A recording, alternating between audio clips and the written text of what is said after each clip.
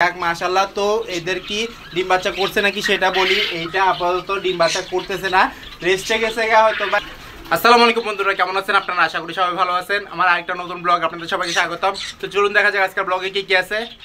তো আজকে দেখবেন যে আল্লাহর রহমতে সম্পূর্ণ সুন্দর, সম্পূর্ণ ভালো এবং সম্পূর্ণ সুস্থ ইনশাআল্লাহ। আল্লাহর রহমতে আমার এখানে যে কোয়েল পাখিগুলো এবং কনুর পাখিগুলো আছে ওগুলো সবগুলো দেখাবো। তো প্রথমে কনুর পাখিগুলো দেখাচ্ছি, তারপরে দেখাবো যে কোকাটাল পাখিটা। আর এই যে দেখুন এখানে কনুর পাখিটা। তো আল্লাহর রহমতে কনুর পাখিকে আজকে কি খাবার দিব না দিব সেটা দেখাবো আপনাদেরকে। আর সকালে তো সিড মিক্স দিয়েছি, আর এখন আপাতত একটু পুষ্টিকর খাবার দিব সেটা দেখাই। তারপর দেখাচ্ছি ওদের কি অবস্থা না অবস্থা, ডিম দিছে নাকি রিল্যাক্সে আছে সেটা দেখাবো ইনশাল্লাহ। তো এখানে আছে আল্লাহর রহমতে হাঁসের ডিম কুচি। হাঁসের ডিম কুচি করে আমি এই পাখিকে দিচ্ছি, কারণ হচ্ছে যে এখানে আল্লাহর রহমতে অনেক প্রোটিন আছে সেজন্য। তো যাক মাশাআল্লাহ আলহামদুলিল্লাহ। তো এগুলা খোসা সহ দিয়ে দিব এবং খেয়ে ফেলবে ওরা খুব তাড়াতাড়ি।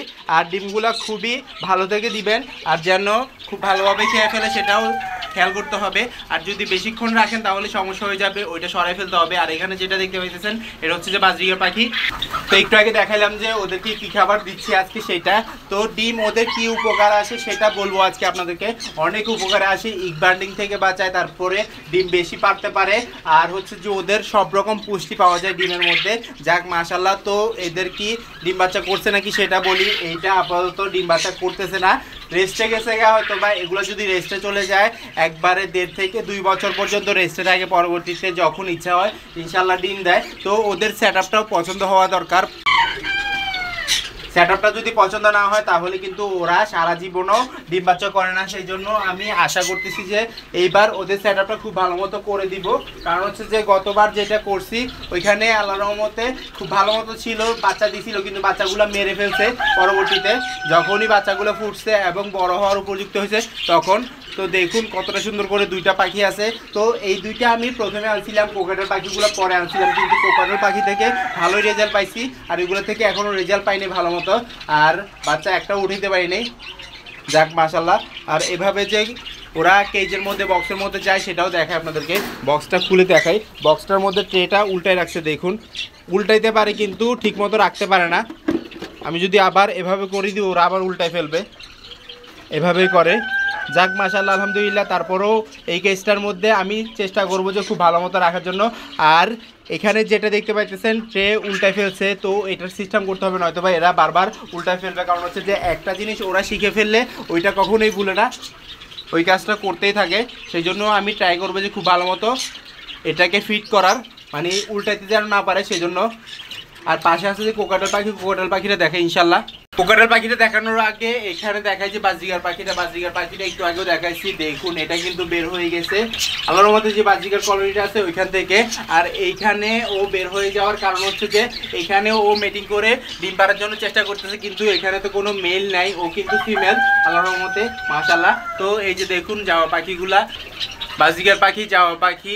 কেজের ওই পারে একটা আম গাছ আছে, এই যে দেখুন এখানে কতটা সুন্দর করে বসে আছে, লড়তেছে না ও বাচ্চাদের সেজন্য। জায়গা আল্লাহর মধ্যে লড়ে যাবে, এখান থেকে চলে যাবে। আর এখানে দেখাই যে আপনাদেরকে কোকাটাল পাখিগুলো আমার খুব শখের হচ্ছে যে কোকাটাল পাখি। সবগুলোই আল্লাহর মধ্যে শখের পোষা প্রাণী পাখি, কিন্তু কিছু কিছু পাখি আছে যে অনেক ভালো লাগে আমার কাছে, সেটা হচ্ছে যে কোকাটাল পাখি। কোকাটাল পাখি কিন্তু আপনি একসাথে রাখতে পারবেন অনেকগুলা, ওরা মারামারি করে না, বাচ্চাদেরকেও মারে না। বাচ্চারা ধরেন যদি বড় হয়েছে আল্লাহর রহমতে, ওদের যদি অন্য বাবা হয়ে থাকে আল্লাহর রহমতে খুব ভালো মতোই ডিম বাচ্চা করে এবং বাচ্চাদেরকে খুব ভালো মতোই ফিট করায়। দেখুন কর্নারে গিয়ে বসে আছে।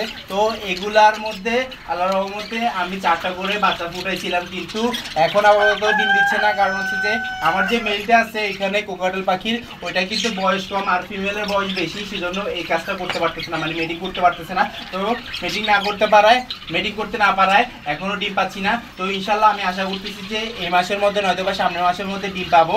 তো যখনই পাই আপনাদেরকে জানাবো। এগুলো সবগুলো কর্নারে গিয়ে দাঁড়ায় থাকে। এখানে জাওয়া পাখির রুমের আমি এই জায়গাটা একবারে সম্পূর্ণ খালি করে ফেলছি, কিন্তু জাওয়া পাখিগুলো এখান থেকে সরতেছে না, ওইখানে গিয়ে বসে থাকে। আর এটা এখন যে সরাই ফেলছি সেটা নিয়ে টেনশনে আছি, কারণ হচ্ছে যে আমি এখনও পাখি আনি নাই, সেজন্য বাজারে যাই কিন্তু পাখি খুঁজতে, বাজারে যে পাখি খুঁজতে মনের মতো পাখি খুঁজে পাচ্ছি না। সেজন্য গোল্ডিয়ান ফিঞ্চ, ওইটা হচ্ছে যে আলাদা একটা পাখি যেটা খুবই সুন্দর এবং খুবই অ্যাক্টিভ, কালারফুল। দেখাইছি আপনাদেরকে, যারা পোষা প্রাণী লালন পালন করেন তারা জানেন অবশ্যই ইনশাল্লাহ। তো এই যে টাইগার মুরগিটা দেখতে পাইতেছেন আমার হাতে, এটা কিন্তু আমি গত সপ্তাহে আনছিলাম বাজার থেকে। আল্লাহর রহমতে এক সপ্তাহের মধ্যে কতটুকু ওজনে চলে আসে সেটা দেখাবো আজকে আপনাদেরকে পাল্লা দিয়ে মেপে। তো এটাকে আমি দিব, আর এটা হচ্ছে যে কুড়ি, মানে হচ্ছে যে মহিলা ডিম পারবে আর কি। দেখুন কতটা সুন্দর করে লাল কালার। তো এগুলো হচ্ছে যে কালার বার্ড টাইগার, মানে বিভিন্ন রঙের হয়ে থাকবে। যাক মাশাআল্লাহ ডাকাডাকি করতেছে, তো উপরের দিকে উঠে যাচ্ছে। তো এই যে দেখুন পাল্লার উপরে দিয়ে দিছি এবং খুব সুন্দরভাবে 340 গ্রাম দেখা যাচ্ছে। আর এটাকে আমি আনছিলাম যে 140 গ্রাম, প্রায় 200 গ্রামের মতো বেড়ে গেছে। তো কেজের মধ্যে লালন পালন করলে খুবই তাড়াতাড়ি বেড়ে যায়। আর আমি এদেরকে যদি ছেড়ে রাখতাম আর একটু কম ওজনে আসতো, তারপরেও দেখা যাচ্ছে যে খুব ভালো মতোই চলে আসছে। তো এভাবে করে টাইগার মুরগি চেনা যাবে। আর টাইগার মুরগি কিন্তু আল্লাহর রহমতে আপনার ওজনে আসবে খুব তাড়াতাড়ি, আর হচ্ছে যে ওদের পাগুলো মোটা থাকবে। এই যে দেখুন ও কিন্তু পাল্লার মধ্যে খুব ভালো মতোই বসে আছে, তারপরও আল্লাহর মতো ওর ওজনটা আসতেছে। দেখুন 2 গ্রাম 4 গ্রাম কম থাকে। তো এভাবে করে টাইগার মুরগি চিনতে হবে। আর এগুলো তো আমি বাজার থেকে সংগ্রহ করছি, আর আমি আগে যেগুলো লালন পালন করতাম ওগুলো কিন্তু আরও তাড়াতাড়ি বড় হয়ে যেত এবং ওজনে চলে আসতো। তো বাজার থেকে সংগ্রহ করছি, কারণ হচ্ছে যে আমার এখানে যে টাইগার মুরগির প্যারেন্টস ছিল, প্যারেন্টস সহ আমি বিক্রি করে দিছি। সেই জন্য স্পেসের কারণে আর একটু সাময়িক সমস্যার কারণে সময় ছিল না সেজন্য খাবার দাবার দিতে।